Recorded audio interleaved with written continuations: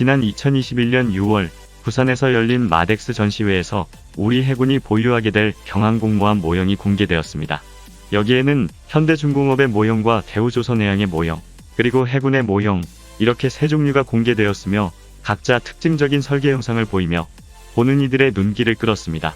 이번 영상에서는 각 모형별 특징을 알아보고 이에 따르는 장단점을 파악해보겠습니다. 먼저 해군이 제시한 모델입니다. 해군은 내부 연구 결과를 통해 앞으로 도입하게 될 항공모함은 배수량 3만 톤, 만재 배수량 4만 5천 톤이며 탑재하는 함재기는 수직 이착륙이 가능한 F-35B로 하는 것을 기본 방침으로 하고 있습니다. 이착함 방식으로는 함재기가 단거리에서 이함하고 수직으로 착함하는 스토블 방식으로 결정했는데, 이는 우리나라 입장에서 스토블 방식이 캐터펄트로 이함하고 어레스팅 기어로 착함하는 캡토바 방식이나 단거리에서 이함하고 어레스팅 기어로 착함하는 스토바 방식보다 비용 대비 효과면에서 더 낫다고 판단되기 때문입니다. 이러한 해군의 기본 방침에 따라 KF-21을 항공모함에서 운영이 가능한 함상 전투기로 개발하자는 주장은 사실상 가능성이 없는 것으로 결정되었습니다.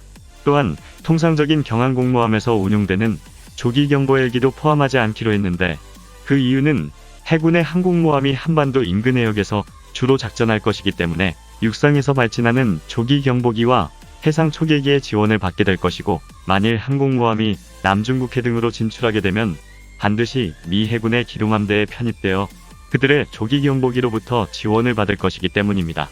또한 미 해군의 아메리카급 강습 상륙함 같은 경우에 함재기인 F-35B가 자체 레이더를 이용해 감시 정찰 임무도 수행하고 있기 때문에 한국형 항공모함도 F-35B를 이용해 정찰 임무를 수행한다는 계획입니다. 다음은 대우조선해양의 모델입니다. 대우조선해양은 이탈리아의 핀칸티에리사와 협력하여 그들로부터 항공모함 개념 설계에 대한 기술 자문을 받았습니다. 핀칸티에리사는 까보르 항공모함과 트리에스테급 상륙함을 설계한 경험이 있는 회사로, 마덱스에 전시된 대우조선해양의 모형은 트리에스테급과 개념적인 특징을 상당히 공유하고 있습니다.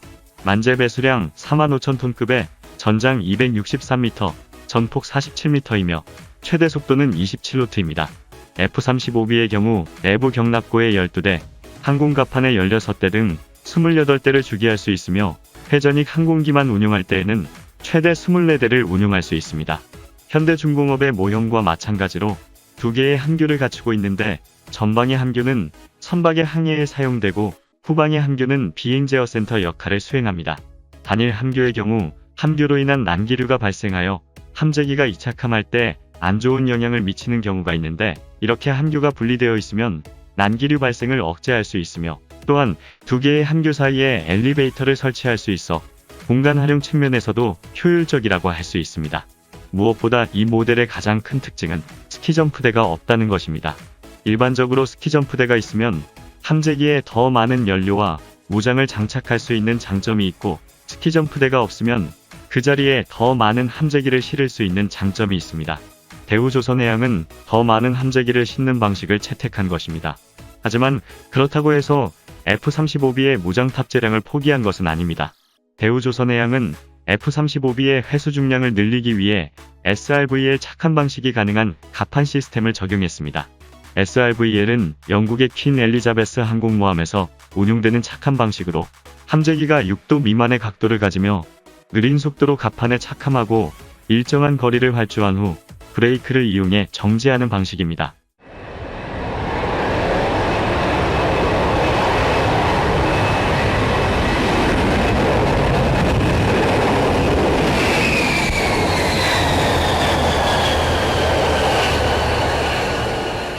이는 단순한 수직 착함 방식과는 대비되는 것으로, 수직 착함 방식은 1.8톤 정도의 회수 중량만 감당할 수 있기 때문에 내부 무장 이외의 외부 무장은 장착하기 어려우며, 혹시나 외부 무장을 장착하고 이함한 경우에는 착함 시 무게를 줄이기 위해 무장을 바다에 버리고 착함해야 합니다. 이것은 아무리 스키점프대를 이용하여 많은 연료와 무장을 장착한 상태에서 이함하였다 하더라도 수직으로 착함할 때에는 1.8톤 이하로 무게를 줄여야 한다는 것입니다. 반면 SRV의 착함 방식은 추가적으로 1톤 정도의 회수 중량을 늘릴 수 있기 때문에 외부 무장을 장착한 상태에서도 착함이 가능합니다.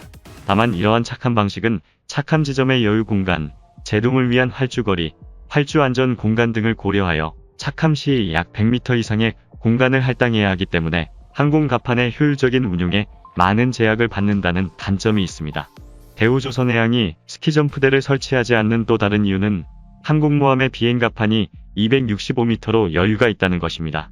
F-35B가 최대 이륙 중량으로 이함하기 위해 필요한 활주 길이는 250m인데 대우조선해양의 모델은 이미 충분한 활주 길이를 보유하고 있기 때문에 스키점프대 없이 더 많은 갑판 공간을 확보하자는 것입니다.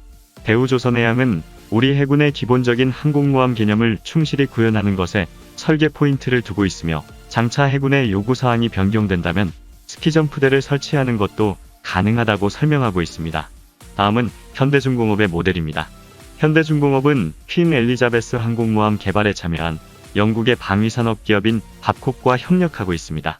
밥콕은 퀸 엘리자베스를 설계하면서 추가적인 개량을 감안하여 여유 공간을 최대한 많이 확보하였으며 현대중공업의 모델에도 이와 같이 많은 여유 공간을 확보하는 데 중점을 두었습니다. 전장 270m, 전폭 60m로 공간이 넓기 때문에 함재기 주기 공간과 이착함 공간, 그리고 헬기 이착함 공간이 모두 분리되어 있어 함재기와 헬기의 동시 운용이 가능합니다. 가장 큰 특징은 역시 스키점프대를 설치한 것인데 스키점프대를 설치하면 F-35B의 이함에 필요한 활주 거리가 250m에서 200m로 약 50m가량 줄어드는 것으로 예측되고 있습니다. 이렇게 되면 활주로 후방에 70m 정도의 여유 공간이 확보되는 것인데 이 공간을 후속기가 발진할 수 있는 준비 공간으로 활용한다면 짧은 시간에 연속적인 발진이 가능하여 소티 생성률을 높일 수 있는 장점이 있습니다. 현대중공업의 모델은 모듈식으로 설계되었기 때문에 만일 우리 해군에서 스키점프대를 제거해달라고 요구하면 이를 바로 설계에 반영할 수 있다고 설명하고 있습니다. 대우조선해양의 모델은 엘리베이터 2기가 모두 한쪽 면에 설치되어 있는 반면 현대중공업은 선체의 좌우에 분산되어 있는데 이렇게 함으로써 적의 대한미사일에 피격되거나 함내에 화재가 발생할 경우 엘리베이터를 모두 상실하는 것을 예방할 수 있습니다. 또한 버티컬 타입 함수 선형 설계가 반영되어 있는데 이는 하도를 가르는 하랑 관통형 형상으로 최대 함속에서 엔진의 소요 마력이 5% 정도 개선되고 저항은 7% 감소하게 됩니다. 이렇게 하여 함에 소비되는 연료를 절약할 수 있는데 항공모함의 운용기간이 30년 이상이라고 가정한다면 이는 매우 큰 장점이라고 할 수 있습니다. 현대중공업의 설계 안에는 한미의 무인기 운용을 위한 공간과 소형 무인 수상정을 위한 발진 공간이 따로 마련되어 있습니다. 현재 해군이 계획하고 있는 항공모함에는 조기 경보기나 공중급유기를 탑재하지 않는 것으로 되어 있는데 장차 기술력이 발전하여 무인기를 이용한 정찰과 공중급유가 가능할 수도 있기 때문에 이 공간은 활용도가 매우 높을 것으로 예상됩니다. 현대중공업은 이번 모형에서 우리 해군이 공식적으로 요구하지 않은 부분들을 많이 추가했는데 이는 이러한 방식으로도 설계가 가능하다는 것을 기술적으로 보여준 것이며 해군의 요구가 조금 더 구체화되면 거기에 맞는 설계 변경이 가능하다고 설명했습니다.